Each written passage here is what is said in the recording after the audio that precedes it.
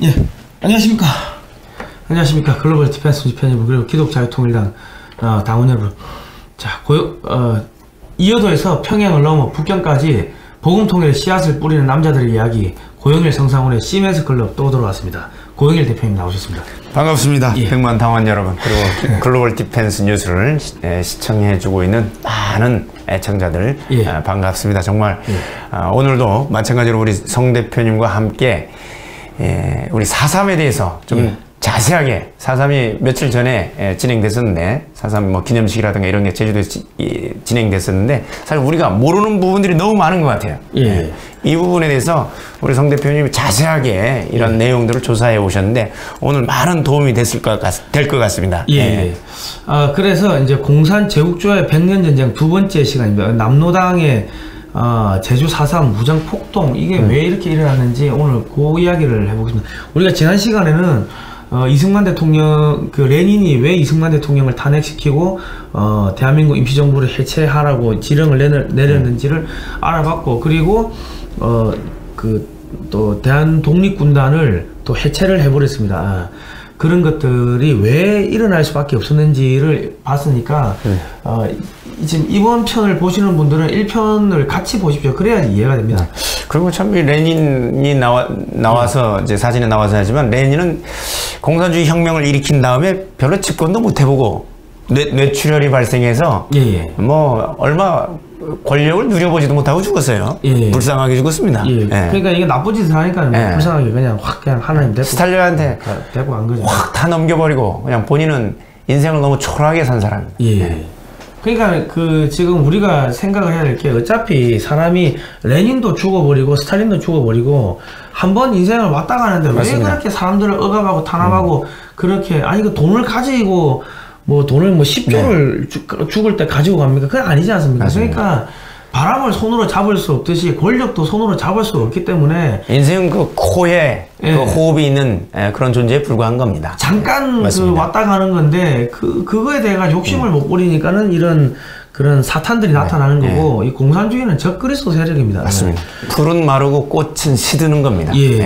자, 그리고 이제 1945년 8월 15일 날 해방이 됩니다. 이제 해방이 되는데, 해방 이후에 미 군정청에서 1946년에 여론조사를 했죠. 하니까 우리나라 78%가 사회주의 공산주의를 지지를 했다. 그러니까 이게 사실상 남과 북이 다 빨갛게 물들어 있었습니다. 뭐 평등하게 나눠준다고 하니까 그때 당시에 그 사람들은 공산주의가 뭔지도 모르고 지지를 했던 겁니다.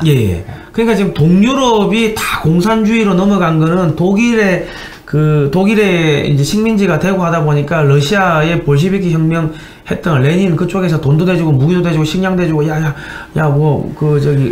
우리가 독립하게 해줄게 했는데, 사실은 독일하고 러시아, 그러니까 소련하고 독일하고 싸우다 보니까 그 사이에서 자기 편으로 끌어들여가지고 써먹기 위해 가지고 독립을 지원해 준 거죠. 그리고 독일의 압제를 피해서 선택했는데, 그게 곰을 피하다가 호랑이를 만난 격이 됐습니다. 그런 상황입니다. 그리고 이제 똑같은 제국주의들이죠. 극동 지역에서는 이제 일본이라는 제국주의와 싸우니까, 야, 일본을 무너뜨리기 위해 가지고 일본하고 독립운동을 하고, 일본에서 독립운동을 하고 있었던 우리 독립군들 뭐 이런 사람들을 갖다가, 독립투사들을 야, 돈 대주고 뭐 무기 대주고 뭐 식량 대주고 할 테니까 야, 싸워라 해가지고. 그런데 실질적으로 민족주의자들은, 아유, 우리가 왜 소련 밑에서 싸우냐, 우리 민족을 위해가 싸워야지, 이런 사람들 다 죽여버리는 거예요. 공통의 적이라는 일본을 두고서 이제 일종의 동맹처럼 생각했는데, 사실은 그 공통의 적이라는 일본이 없어졌을 때는 우리가 먹힐 수밖에 없는 이런 구조였습니다. 이거를 민족주의자들은 간파를 했던 거고요. 그래서 특히 이승만 대통령이 그거를 간파를 했었던 것입니다. 그래서 이제 1920년대에 넘어오면서 대한민국 임시정부를 레닌이 해체를 시켜버리고, 대한독립군단도 다 숙청해버리고, 그래, 거기서 살아남은 사람들이 대한민국 대통령제에서 내각 책임제로 개헌을 하고, 소비에트식 개헌을 해서 공산주의 체제로 개헌을 하고, 거기에 주석이 김구가 된 겁니다. 그러니까 이 김구 선생이나 김규식이나 박헌영 뭐 이런 사람들 같은 경우는 영운형 이런 사람들을 살려놓은 거는 소련이 써먹을 가치가 있었기 때문에 맞습니다. 살려놓은 겁니다. 소련의 체제를 정확하게 이해를 못하는 사람들이었습니다. 예. 이승만은 소련의 체제를 정확하게 이해를 하고 공산주의를 이해했기 때문에 결코 소련과 협조할 수 없다는 걸 알았기 때문에 자기들이 이용 가치가 없는 거예요. 이용할 수도 없고. 그러니까 그 사람들이 그 대한민국 임시정부에서 레닌의 자금을 받아가지고 활동을 했던 그 사람, 공산주의 활동을 했던 사람들이 남쪽으로 와서 만든 게 남노당이고, 북쪽으로 들어가서 북한 지역으로 들어가서 만든 게 그 북한 공산당 그 김일성, 원래는 김성준인데 이름도 김일성으로 바꿉니다.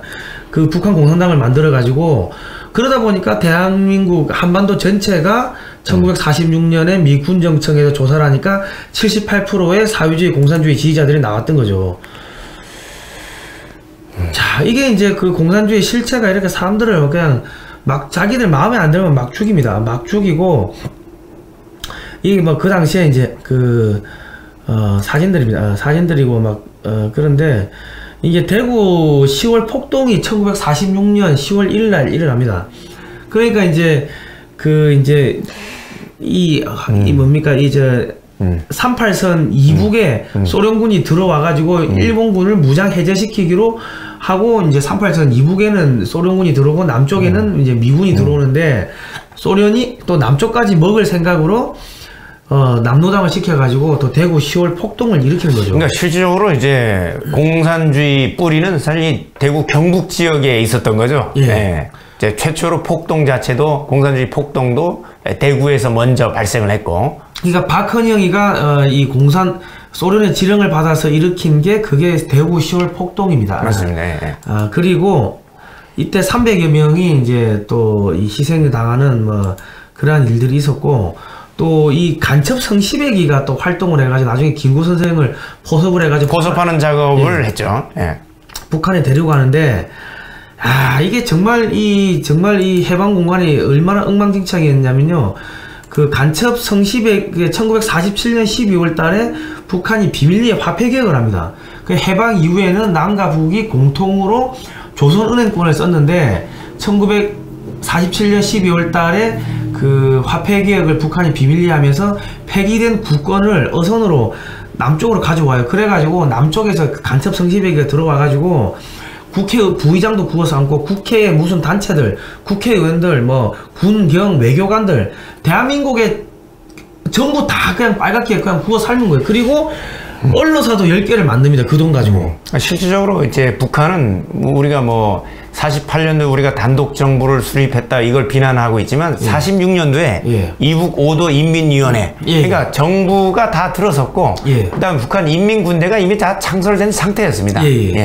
그 상태에서 대한민국까지 다 적화하려고 이런 작업들을 했던 거죠. 그러니까 김구 선생이나 뭐 김규식이나 영훈이 뭐 박은영 이런 사람들이 뭡니까 대한민국 임시정부에서 야 우리가 그 일본하고 싸웠습니다 하고 내가 민족 지도자요 하고 들어오니까 그 사람들은 그 민족 지도자들을 믿었는데, 그 사람들이 알고 보니까는 그 소련 그 레닌의 돈을 받아가지고 활동을 했고 공산주의 활동을 했고 사회주의 활동을 했는데 야 뭐 다 같이 잘 먹고 잘 살자 하니까 너무 좋다 해가지고 싹 쏠려간 거죠. 그런데 또 간첩 성시배기가 내려와가지고 폐기된 그 국권을 가지고서 언론사도 만들고 뭐 다 그냥 뇌물로 이렇게 구워 삶으니까 사실은 6.25 때 나라가 안 망한 게 그게 천만다행이었어요. 맞습니다. 그게 기적인 거죠. 그거를 지켜준 그분이 바로 이제 이승만 대통령이고.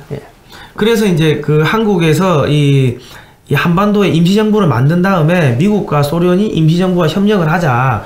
처음에는 이렇게 이제 이야기가 됐습니다. 그래가지고 미소 공동회담이 1946년 3월 20일 날 1차 미소 공동회담이 이제 생기는데, 소련은 야 우익은 제외하자 그랬고, 미국은 야 좌익 우익 함께 정부를 만들자.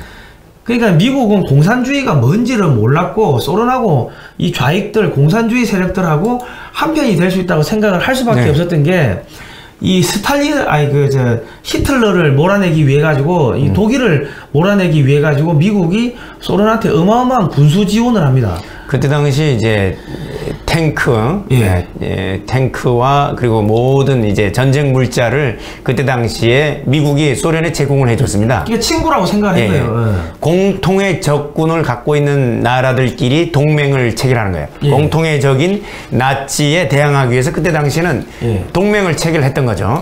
그러나 그 나치가 무너진 뒤에는 이제 소련이 비로소 발톱을 드러내고 있는데 미국은 그때까지도 소련을 정확하게 이해를 못하고 있었습니다.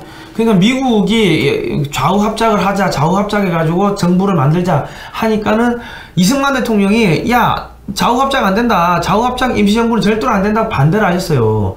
그러니까 이승만 대통령을 뭐 미국의 괴뢰 앞잡이다 뭐 이렇게 이야기하는 사람들은 이게 거짓말쟁인 거죠. 그때 당시에 아까 그 전편에도 저희들이 말씀드렸던 것처럼 동유럽 특히 이제 그 나치에 의해서 점령됐다가 후에 이제 소련이 들어오면서 이제 뭐 체코니, 유고슬라비아니, 헝가리니 이런 나라들이 전부 다 좌우 합작 정권을 추진했다가 전부 다 공산화된 나라들입니다. 오스트리아만 남았습니다. 그 중에서 오스트리아만 남고 나머지 동유럽 국가는 전체가 완전히 적화돼 버린 이런 일들이 벌어졌는데 이 이승만 대통령은 그 동유럽의 사례를 훤히 꿰뚫고 있었습니다. 그렇기 때문에 좌우 합작이라는 거는 허울뿐이고 소련이 북한을 통해서 대한민국 전체를 공산화하려는 의도라는 걸 정확하게 간파를 하고 있었기 때문에 반대할 수 있었던 것이고요. 그 나머지 좌우 합작에 대해서 이 친 좌우 합작 이런 정책을 추진했던 분들은 이런 걸 제대로 알 수 없었던 분들이었습니다. 그리고 그 이승만 대통령이 그 유럽의 상황을 속속들이 알고 있었던 거는 뭐 국제 정치학 박사를 프린스턴 대학에서 받았기 때문에 뭐 알 수 있었던 것도 있겠지만은 또 프란체스카 여사가 오스트리아의 유태인이었습니다. 그러니까 유태인의 정보망을 통해 가지고 유럽에서 무슨 일이 일어나고 있는지를 딱 꿰뚫고 있었던 거죠. 무엇보다 이제 성령의 이제 은사를 받은 분이라 그걸 꿰뚫어 보고 있는 그 능력을 가지고 있었어요. 그죠. 그래서 어떻게 보면 한성 감옥에 그 5년 6개월 동안 감옥 생활을 하면서 성경을 거의 뭐 한 100분 가까이 읽었다 하시더라고요. 신약 성경을 거의 암송하고 영어로 암송하고 계셨고 그때 당시에 그 정도가 됐으니까 사실은 한성 감옥에서 그렇게 고통과 고난을 당했던 게 이게 유익이 돼버린 겁니다. 그때 성령 체험을 하면서 아까 독립정신 이런 책 사실 그런 걸 보면 국제 정세를 요즘같이 인터넷도 없는데 훤하게 꿰뚫고 있었다는 것을 우리가 알 수가 있습니다. 꼭 독립정신이라는 책도 한번 보셨으면 합니다. 지금 대한민국의 헌법 책에는 독립정신의 정신 그 위에 있는 거면 무역을 해야 된다. 그리고 뭐 기독교 이공론을 기독교로 그 기반으로 가야 된다. 뭐 등등 뭐 그런 건데 어쨌든 간에 뭐 그랬는데 지금 김규식, 여운형 이런 사람들은 좌우 합작 임시정부를 찬성을 했습니다. 실질적으로 이제 사회주의 영향을 이분들은 굉장히 많이 받은 분들이었기 때문에 좌우 합작에 이분들은 마다할 리가 없는 입장이었죠. 그러니까 이분들은 그 레닌의 자금을 받아가지고 공산주의 활동을 했죠. 그러니까 대한민국 임시정부의 임원들이 이승만 대통령이 미국에서 독립운동을 하고 있는 사이에 탄핵을 시켜버리고 소비에트 체제의 내각 책임제로 개헌을 하고 김구 선생이 주석이 되면서 완전히 공산주의 사회주의 운동을 했는데 이 사람들은 또 그 극동 그 대회 그 모스크바에서 열린 저 소비에트 그 대회에 가가지고 공산당 찬양하는 충성맹상 이런 연설도 했었고 그리고 여운형한테는 레닌이 야 그 대한민국 임시정부를 해체하라고 지시까지 내렸었고 그런 사람들이 내가 민족의 지도자요 일본하고 싸웠어 하고 내려와가지고 야 이거 우리 좌우합작 정부 해야 됩니다 하니까 사람들이 확 쏠려갔던 거고 간첩 성시배기가 또 여론전 언론전을 또 한 거고 뭐 그렇죠. 그리고 이제 1947년 9월 17일 날 미소 공동회담이 완전히 결렬이 됩니다. 실질적으로 다른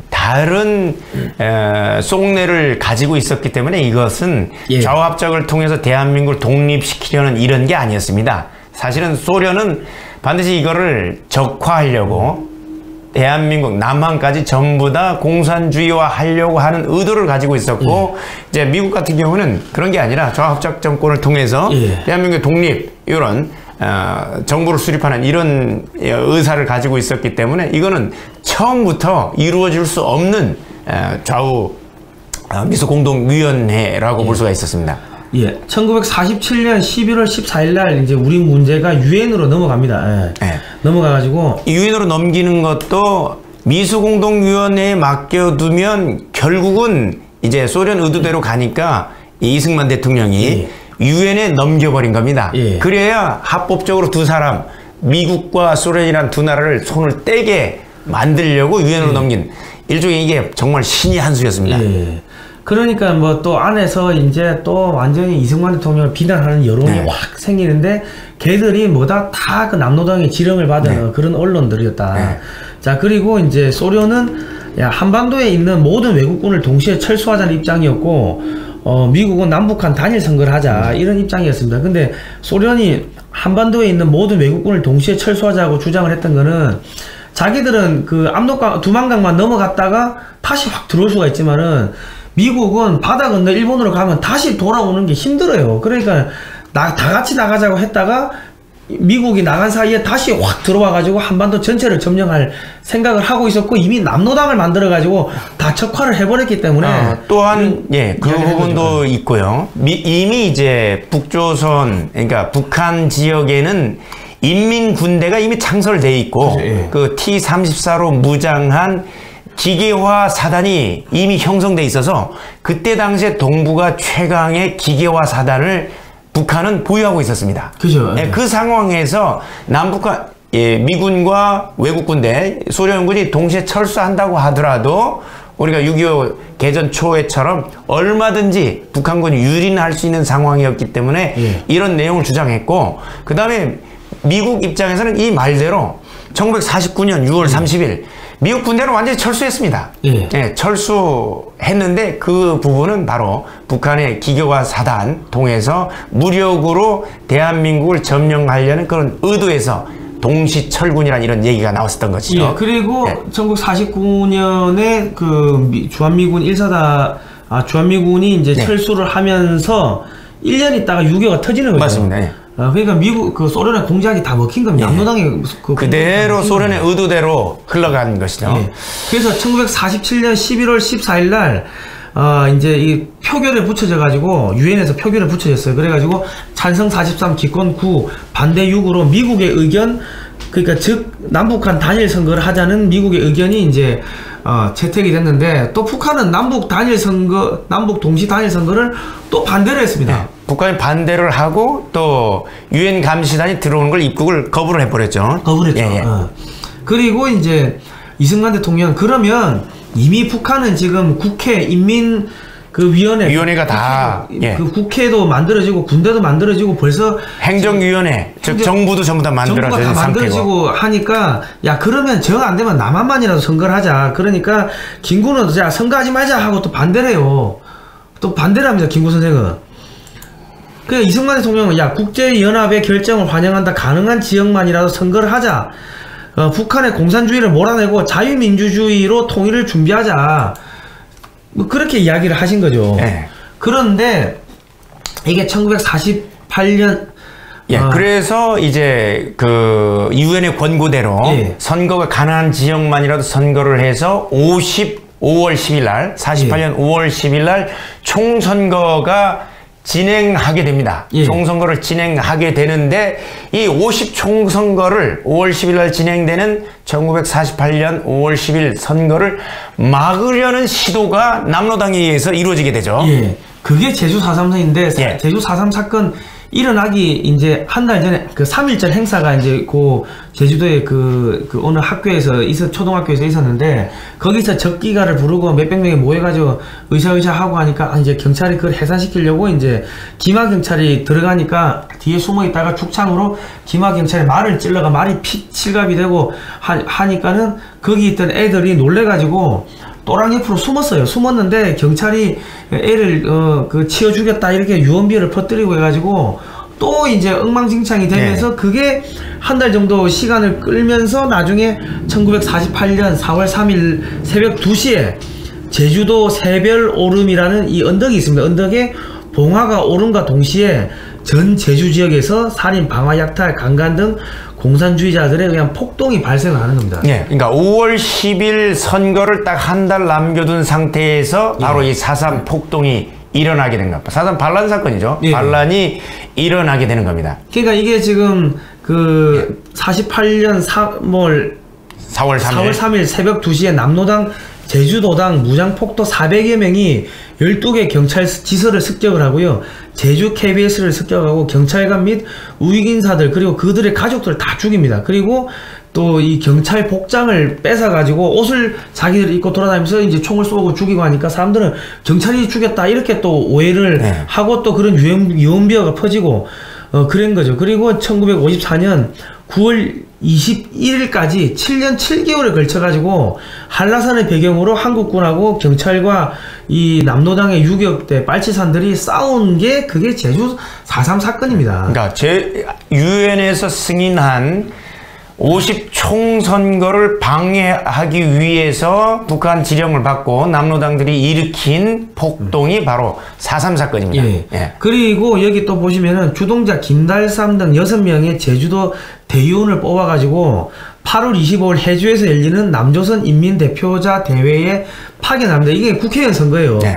그랬는데 남한에서 이 사람들이 가면서 이 투표용지를 수만 장을 또 훔쳐가요. 제주도에서 그래서 유일하게 총선에 참가 못한 지역이 제주도였습니다. 그래서 제주도에는 그때 당시에 재헌의회에 한 명의 국회의원도 보낼 수가 없었던 겁니다. 그러니까 이렇게 엉망진창하고 자기들은 북한에 가가지고 북한에서 국회의원을 하고 그 김달삼이는 이 이름도 김달삼이 아니에요. 네. 북한 혁명 열사릉에 거기에 묻혀 있어요. 이런 사람이 일으킨 폭동인데 제주도에서 지금 현 정권 4.3 특별법 통해서 이거를 이제 보상을 해주겠다. 보상을 해주고 그 다음에 이 뭐 민주화 유공자로 이렇게 만들려고 하고 있는데 반역자들을 민주화 유공자로 하려고 한다는 거예요. 이게 정말 심각합니다. 그래가지고 지금 대한민국 정부가 이제 그 10월 19일 날 여수와 순천에 있었던 14연대 소속 군인들을 파견해가지고 이걸 진압을 하고 명령을 내리는데 그 좌익 군인들이 일으킨 반란이 여순 반란 사건입니다. 그리고 이제 이게 정부가 정 안 되니까 그 11월 7일 날 제주도에 계엄령을 선포하고 진압을 하는데 1957년 4월 3일 날 경찰 발표에 따르면 공비 및 동조자 중 사살된 사람이 7,893명이고 국군이 186명 사망 전사죠. 그 경찰이 153명 전사, 민간 사망자가 1,518명이었습니다. 그러니까 이 무장 공비를 소탕하고 하는 과정에서 민간 좀 억울하게 돌아가신 민간인들이 있습니다. 그러면 그분들만 따로 출연해 가지고 보상을 해주면 돼요. 그런데 지금 가해자들을 다 피해자로 둔갑을 시키고 그 후손들한테 지금 보상을 해주겠다는 게 국가유공자로 만들어주겠다는 게 그 제주 4.3 특별법인데 올해 2월 달에 다 통과가 됐습니다. 2021년 2월 달에 국회에서 국회 본회의에 다 통과가 됐고 6월 달 되면은 이제 본격적으로 시행이 되는 거죠. 그러니까 이거 국민의 혈세로 또 그렇게 지금 좌익 세력들을 대한민국의 체제를 부정하는 세력들에 대해서 보상을 한다는 것, 있을 수 없는 일들이 벌어지고 있는 겁니다. 이거 관련해서 뭐 이건 직접적인 관련은 안 되는데 최근에 스위스에서 올해 이번 달 말부터 열리는 건데 스위스에서 남북한 뭐 무슨 미술 교류 전시전이 있어요. 거기에 미사일이라는 북한 화가 그린 그림. 그게 이제 김일성 부자가 앉아서 미사일 쏘는 장면을 이제 바라보는 장면인데 여기에 외교통상부 산하기관 한국국제교류재단에서 한 8천만 원을 지원해요. 이게 바로 전형적인 북한 체제를 선전하는 저 행사에 대한민국의 세금이 들어간다는 거예요. 그죠. 그 재단에 외교부 산하기관에서 이 부분에 대해서는 저희들이 이번 주에 한번 그 국가보안법상에 찬양 고무죄에 해당합니다. 김일성 부자를 찬양하는 저런 그림에 전시하는데 국가 돈을 한국 국제규율재단에서 돈을 쓴다는 거예요. 예, 예. 이거에 대해서는 저희들이 한국규율재단 이사장을 찬양 고문죄로 한번 고발해 보려고 하고 있습니다. 예. 예. 반드시 고발해야죠. 예. 이런 그 사건이 예. 있은 다음에 그러니까 저기 1946년에 10월 폭동이 있었고 48년 4월 3일 날 제주 4.3 사건이 있었고 48년 10월 19일 날 여순 반란 사건이 있었고 1950년 6월 25일 날 북한이 전면 남침을 합니다. 예. 그러니까 지금 이 당시에 토벌대 사령관이었던 박진경 대령 여기 추모비인데 저희가 사진을 다 찍어 왔습니다. 네. 제주 국립묘지 공사장 한쪽에 지금 방치가 되어 있는데 토벌을 하러 와가지고 45일 동안 토벌을 잘했어요. 그러니까 공산주의를 추정하는 그 부하가 암살을 해버립니다. 네. 그런데 지금 엊그제 최근에 제주 KBS에서 암살이라는 그 다큐를 만들었는데 이 박진경 대령을 암살한 게 잘했다 뭐 이런 식으로 또 그 미화를 했다고 지금 또 그런 이야기들이 나오고 있습니다. 이렇게 제주 4.3 사건이 터지고 지금 아수라장이 됐는데 김일성은 김구 선생은 또 김일성을 만나러 가요. 북한 공산주의와 성시백을 통해서 네, 성시백을 포섭이 된 뒤에 된 다음에 이제 가는 거죠. 그리고 북한 공산주의와 손을 잡을 수 있다. 선거 반대한다. 하나의 정부를 만들자. 우리끼리 선거하면 분단을 조장하게 된다. 우리끼리가 나오네요. 우리 민족끼리. 예. 예. 여기서 참 중요한 거는 이미 북한은 북조선 인민위원회와 행정위원회가 정부와 의회가 다 만들어진 상태예요. 예. 예. 그러니까 지금 김구 선생이 우리가 아까 이야기했지만은 그 레닌이 준 자금을 받아가지고 대한민국 임시정부의 인사들이 활동을 했고 이승만 대통령을 탄핵을 시켜버리고 소비에트 체제의 내각 책임제로 이제 바꾸면서 개헌을 하면서 김구 선생이 소비에트 체제의 주석이 된 거예요. 그러니까 김일성 주석이랑 그 김구 주석이 남쪽의 남노당의 김구 주석이랑 이 소위 말해가지고 지금 공동 정상회담을 한 게 4월 30일 공동선언문 발표입니다. 예, 대표적인 지금 이제 북한의 통일 전선 전술에 말려든 거죠. 예. 예. 예. 그러니까 이 이제 대한민국에서 제주 4.3 사건이 벌어지고 함에도 불구하고 북한에 가가지고 공동선언문에 이제 그 선언을 하는데 그 내용을 보면은 외국 군대가 즉시에 철거해야 된다. 우리 강토에서 외국 군대가 철퇴한 후에 내전이 발생하지 않을 거다. 뭐 이런 이야기가 담겨 있고, 그리고 남조선 단독 선거의 결과를 결코 승인하지 않을 것이다. 이런 내용들이 담겨 있는데 이게 1948년 4월 30일 날 서명을 합니다. 자, 문제는 북조선의 행정위원회와 인민위원회, 정부와 의회에 대해서는 인정하지 않는다. 그런 내용이 없어요. 그런 내용은 없어요. 예. 네, 만약에 이게 정말 김구 선생이나 김일성이가 했던 대로 만약에 이게 정상적인 거라면 북조선 인민위원회나 행정위원회를 동시에 해체하자는 그런 내용이 나와 있어야죠. 예. 남조선의 남한의 단독정부와 선거를 통한 결과를 인정하지 않겠다는 것은 일방적인 거예요. 예. 북조선 인민위원회와 행정위원회에 의해서 대한민국 전체를 점령하겠다는 선언이라고 봐야 되는 겁니다. 예. 그러니까 이제 이승만 대통령은 야 국제연합의 결정을 환영한다. 가능한 지역만이라도 선거를 하자. 뭐 계속 이런 이야기를 하시고 북한의 공산주의를 몰아내고 자유민주주의로 통일을 준비하자. 이제 이런 이야기를 하니까 분단의 고착 주범이라는 이제 오해를 이제 사게 되는데 이거는 의도적으로 프레임을 씌운 거죠. 이미 북한에는 인민위원회 그리고 행정위원회 그리고 북한 인민군대가 창설이 되어 있는 상황입니다. 여러분 어떻습니까? 그것도 2차 대전의 가장 유명한 전차인 T-34, 가장 강한 전차인 T-34 전차로 무장한 인민군이 버젓이 형성된 상태에서 대한민국이 이거 버틸 수 있었겠습니까? 예. 예. 그러니까 지금 여기 보시면은 북한의 계획적 공사나 이 과정을 보시면요.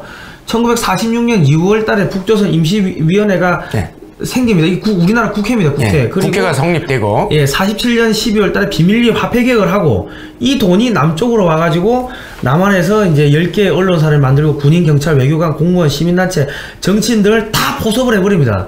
그리고 48년 2월 8일 날 조선인민군이 창설이 되고 1948년 2월 10일 날 조선민주주의인민공화국 헌법 초안이 이미 발표가 됐습니다. 아니 유엔에 넘겨서 전체 선거를 하기로 해놓고 이미 북한은 이미 정부와 의회와 군대가 창설돼 있으니까 화폐까지 만들어 화폐까지 만들어 놓으니까 전체 선거를 안 하려고 이미 작정을 하고 있었던 겁니다. 여기에 이제 4월 30일 뭐 선언문을 발표한다면 이건 전형적인 통일전선 전술이고 우리 대한민국의 정부 수립, 대한민국 수립 자체를 막으려는 시도라고 봐야 되죠. 그죠. 그리고 1948년 8월 25일 날 최고인민회의 대의원 선거가 하는데 221명을 선출합니다. 이게 국회의원 221명을 선출했어요. 만약 북한이 정말 단독 대한민국 전체의 단독 이 정부를 수립하는 것을 자기들이 찬성하는 입장이었다면 이때 북한 지역의 선거를 유엔 감시하에 치르면 되는 거예요. 그치. 그러나 북한 유엔 감시단의 입국 자체를 거부하고 자기 스스로 해버리는 겁니다. 대한민국 유엔 감시단 하에서 이 선거가 이루어졌습니다. 그리고 제주 4.3 사건의 주동자 김달삼이 투표용지 수만 장을 훔쳐가지고 북한에 상납을 하고 자기는 북한 가가지고 국회의원이 되는 거예요. 혁명 열사랑에 묻히고. 그리고 1948년 8월 15일 날 대한민국이 건국이 되고 1948년 9월 9일 날 조선인민민주주의공화국 지금 북한 정권이 이제 들어서는 겁니다. 조금 늦춰가지고 자기들은 끝까지 노력했다 이렇게 하는 게 자기들은 주장을 하고 있는데 이미 자기들은 정부와 그리고 국회와 군대까지 만들어 놓고 있었습니다. 이건 다 허울존 얘기고. 그 다음에 이제 아까 미국 군대 철수, 군대 철수를 주장했는데 미국은 49년 6월 30일 날 완전히 철수했습니다. 점령하러 들어온 군대였으면 미군은 여기 있을 필요가 없어요. 그러나 철수한 군대가 왜 왔습니까? 인민군이 6.25 남침을 해서 대한민국 보호하려고 들어온 것 뿐이에요. 그리고 저 대만의 그 외교관이었던 유어만이라는 사람이 김구 선생한테 아니 왜 그렇게 대한민국의 건국을 부정하느냐, 자유 총선거를 부정하느냐 뭐 그랬습니다. 그럼 물어보니까 아니 내가 북한 갔다 오니까 이미 군대도 있고 그래 전쟁하면은 우리가 이길 수가 없어. 지금부터 이미 인민군 사열을 보고 왔습니다. 김구 선생은 이미 지금부터 우리가 준비해도 이길 수가 없어. 그런 이야기를 했습니다. 그게 그 기록이 어디에 있냐면 지금 이화장에 다 있어요. 그러니까 북한에 갔다 와가지고 야 지금 큰일 났으면 전쟁이 일어날 것도 전부 다 알고 있었습니다.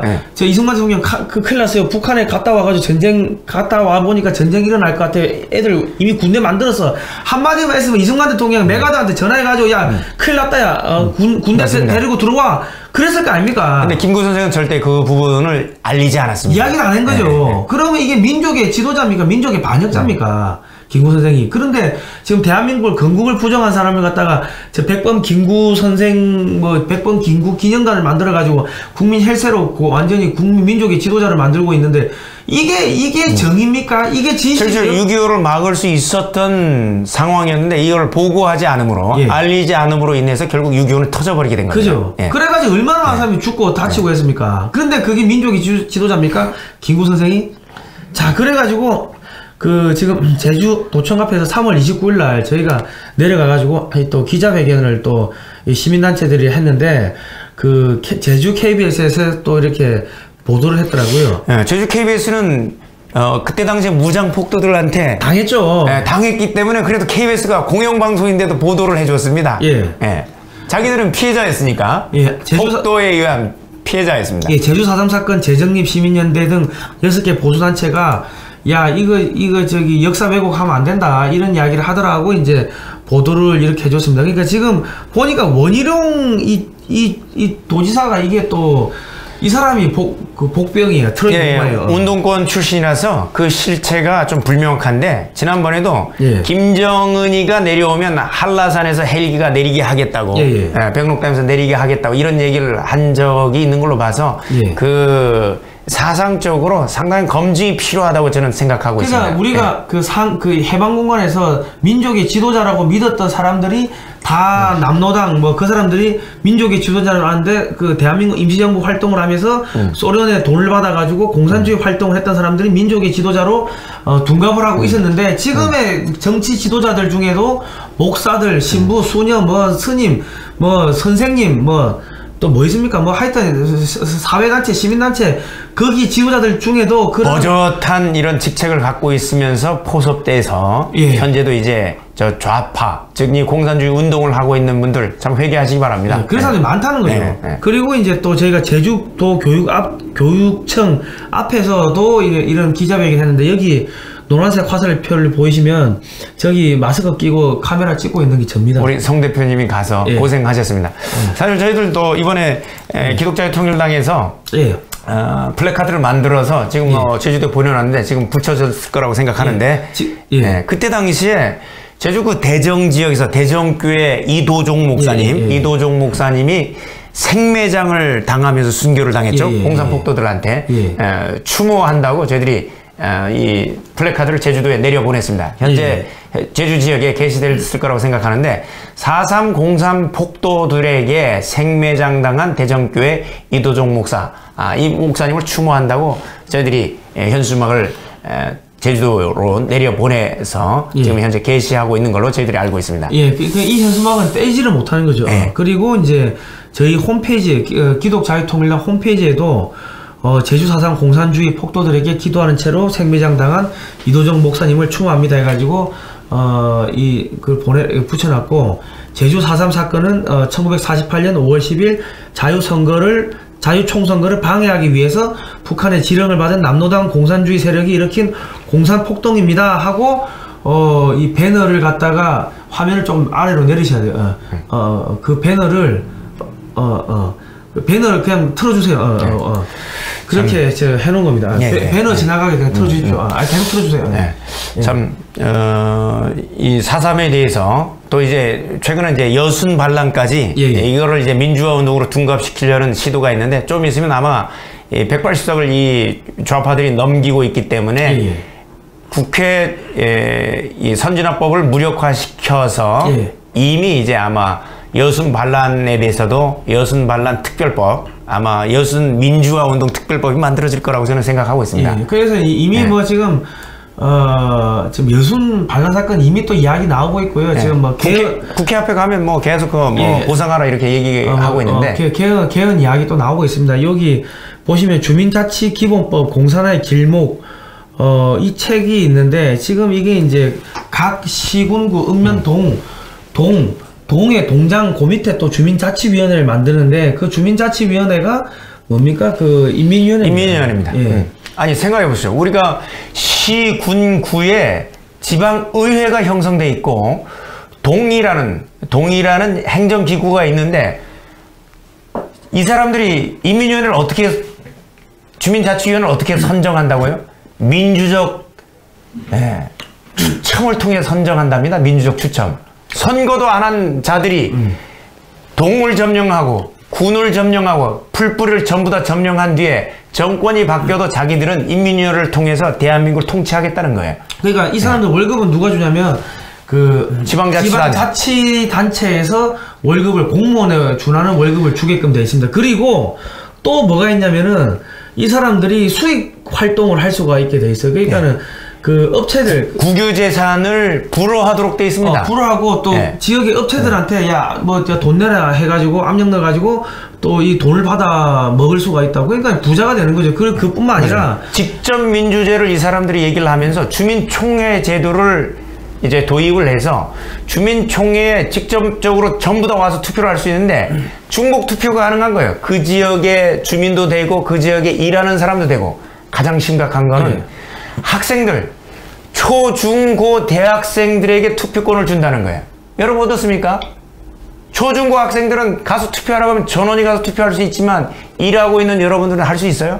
못하죠.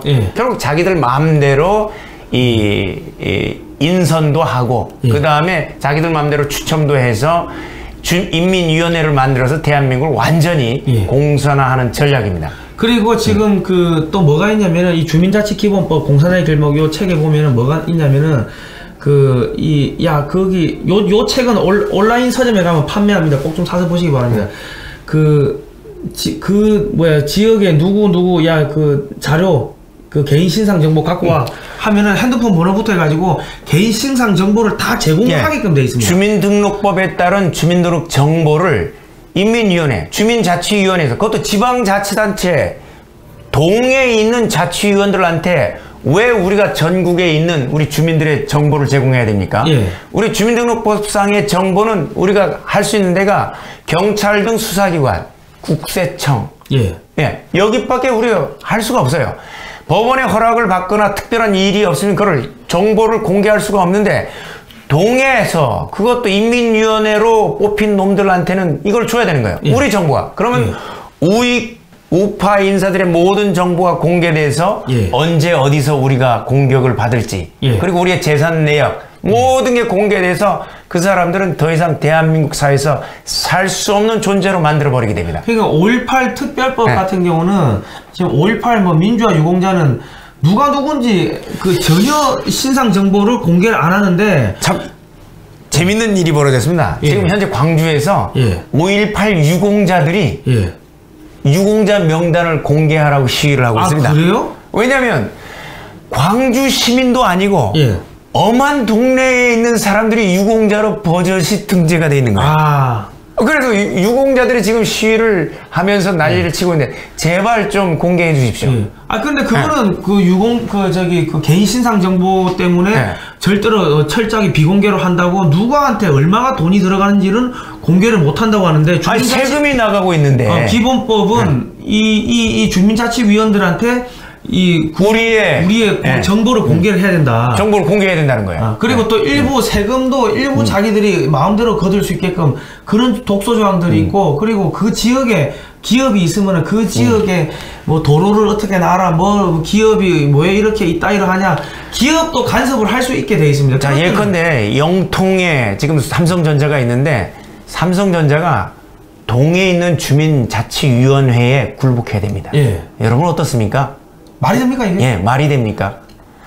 법률상 아니 우리가 시군구 의회 의원도 요구를 못하게 돼 있는데 그것도 어공들이죠, 어공들. 어쩌다 공무원 된 놈들한테 삼성전자가 전체 굴복해야 됩니까? 현대차가 굴복해야 됩니까? 여러분들의 사업장이 여러분들의 식당이 전부 다 굴복을 해야 되는 거예요?